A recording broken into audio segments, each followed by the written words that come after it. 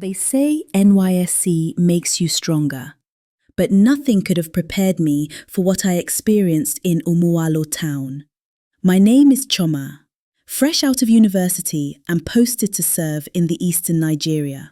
When I got my offer letter, it said General Hospital, Umualo Village. I wasn't worried until I saw the place. The Corpers Lodge? It was right inside the hospital compound, and not just anywhere.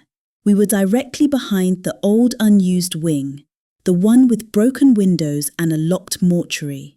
My first night, I couldn't sleep. I kept hearing doors creaking, but nobody walked through. I remember stepping off the bus. Dry heat, red earth, and silence. The town seemed peaceful, almost too peaceful. A boy carried my box. "Where's the lodge?" I asked. He pointed past the market square, beyond the church, to the back of the general hospital. That was the beginning. There were 4 of us serving there. Me, Ada, Yemi, and Somto. We stayed in old hospital staff quarters, behind the pediatric ward.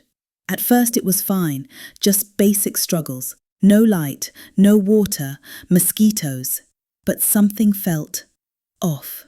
One night, Ada told me never to walk alone near the surgical ward after 1 a.m.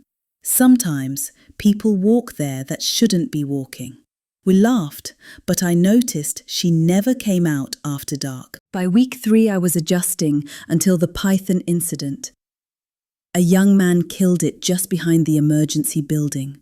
I thought it was just a snake, but that evening the town changed and some elders came. They wore white wrappers and smeared white chalk across their foreheads. They lifted the dead snake like a prince, and I watched.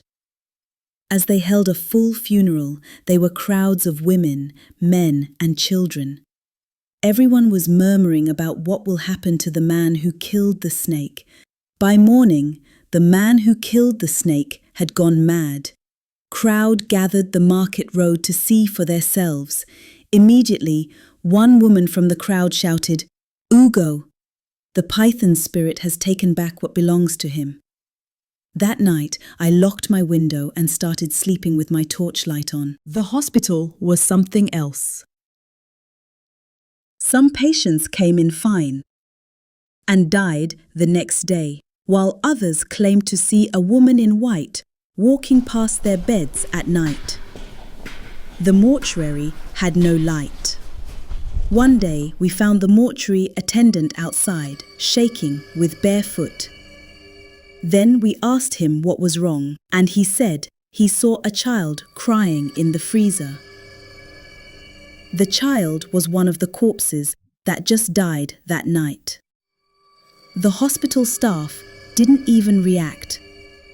They just poured palm oil on his head and told him to go home. By my 2nd month, I had already stopped being myself. I couldn't sleep anymore. I started sleep talking. There was one time Ada woke me up. I was restless on my bed, chanting in a language I didn't know. I felt drained, like something was pulling me from the inside. I was utterly confused with what is happening around me. That afternoon was different. It was quiet.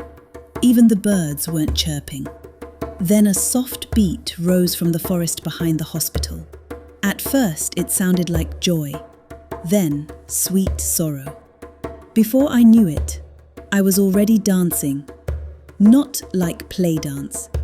I was moving rhythmically like someone trained me for it.